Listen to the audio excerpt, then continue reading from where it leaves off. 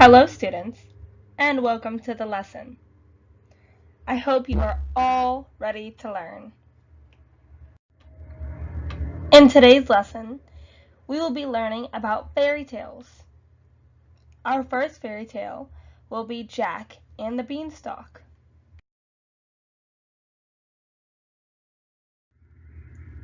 Here are some things we need to think about before we read a fairy tale. What are they, and what makes them different from other stories? While reading fairy tales, you may notice that they are works of fiction. That means the stories were created from someone's imagination rather than something that happened. Most fairy tales have a similar setting. They often take place in a faraway land or in a magical kingdom. While reading a fairy tale, you may hear the words, "Once upon a time." These words usually appear in the beginning of the story. You may also hear the words, "and they lived happily ever after." These words often appear in the end of the story. Something that fairy tales have in common with all other stories is that they have a beginning, a middle, and an end.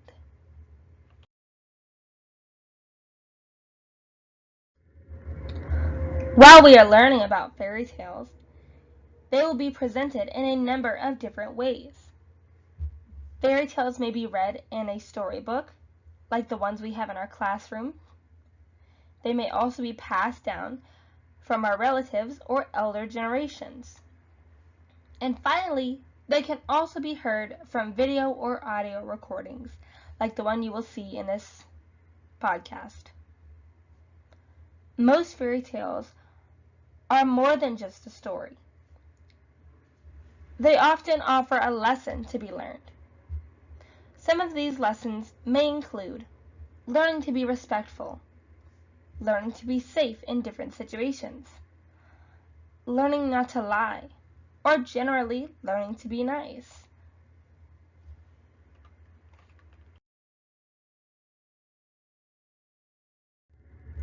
Alright, students, it's time to hear a fairy tale. While you listen to this fairy tale, I want you to think about who the main characters are, where the story takes place, and what the story might be trying to teach us. Now please, enjoy this reading of Jack and the Beanstalk.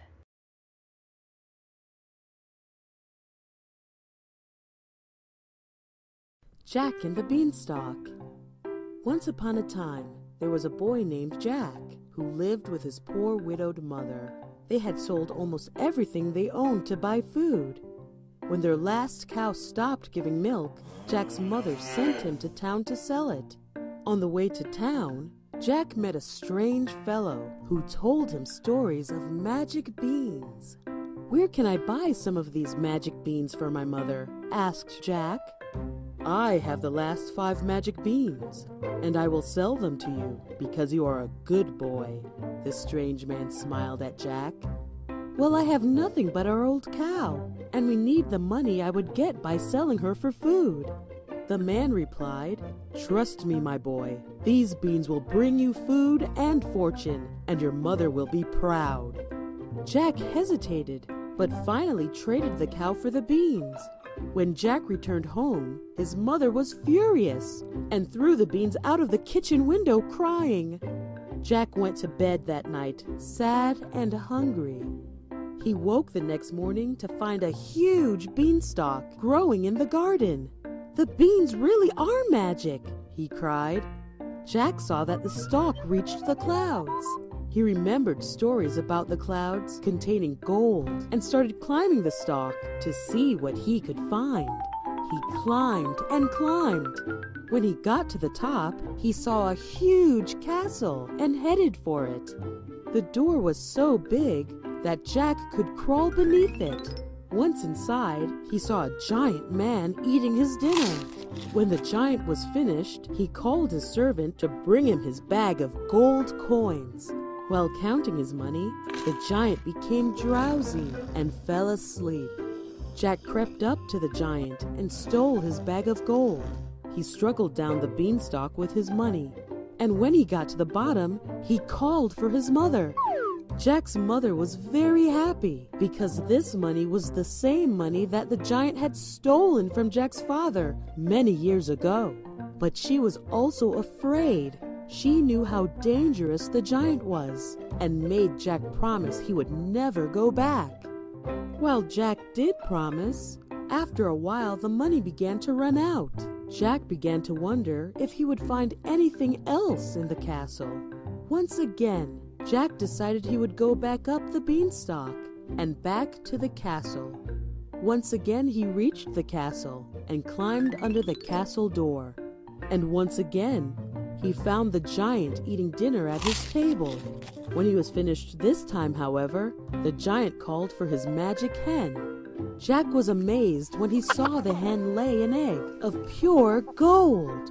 While the giant was watching the hen, he again became drowsy and fell asleep. Jack crept silently to the table and grabbed the hen. When he returned home, his mother was very angry that Jack had gone back to the castle. She grabbed Jack's axe, intent on cutting the beanstalk down. Jack begged her not to and showed her how the hen could lay golden eggs. Jack's mother put the axe down and watched with delight as the hen laid one beautiful golden egg after another. After a while, Jack's curiosity got the better of him, and he once again thought about what else he could find in the castle. Once again, Jack decided he would go back up the beanstalk and back to the castle. Once again, he reached the castle and climbed under the castle door. And once again, he found the giant eating dinner at his table. And once again, when he was finished this time, however, the giant called for his magic harp. Jack watched as the harp began to play beautiful music all by itself. The music was so beautiful that before long, the lazy giant once again fell fast asleep. Jack crept silently to the table, but as soon as Jack picked up the harp, it began playing very loudly in his strange hands, and the giant awoke. "Fee, fi, fo, fum," yelled the giant, and he chased after the boy and his harp.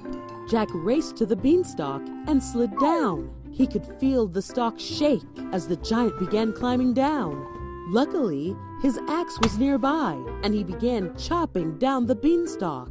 The beanstalk shook and cracked under the weight of the giant and Jack's chopping. Finally, the stalk snapped, and the giant fell to earth, never to be seen again. Jack and his mother lived happily ever after. The end.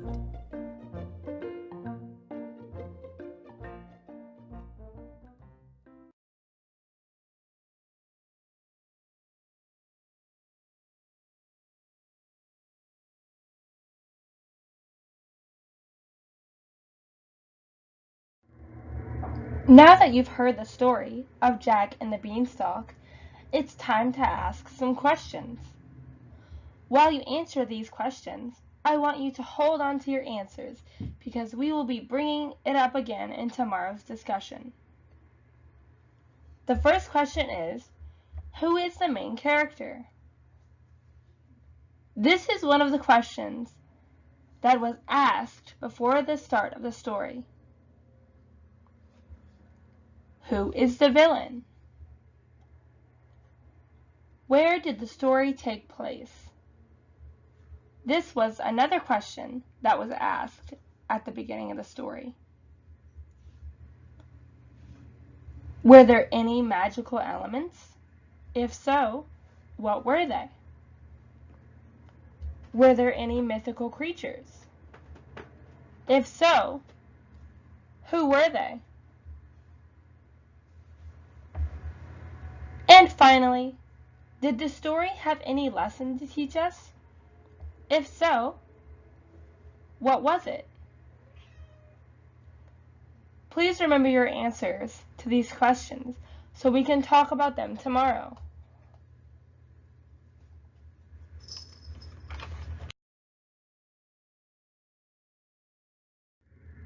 I hope you are all excited because tomorrow we have a very exciting activity. We will be growing bean plants.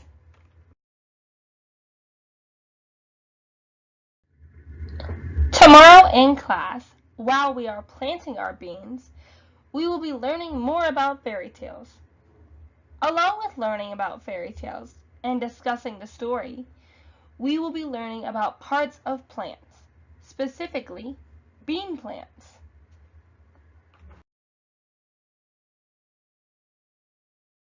I hope you are all excited because tomorrow is going to be bean-tastic. Again, please remember your answers to the questions we discussed and be ready to share them with the class. I am very excited to hear all of your answers and your thoughts. See you tomorrow.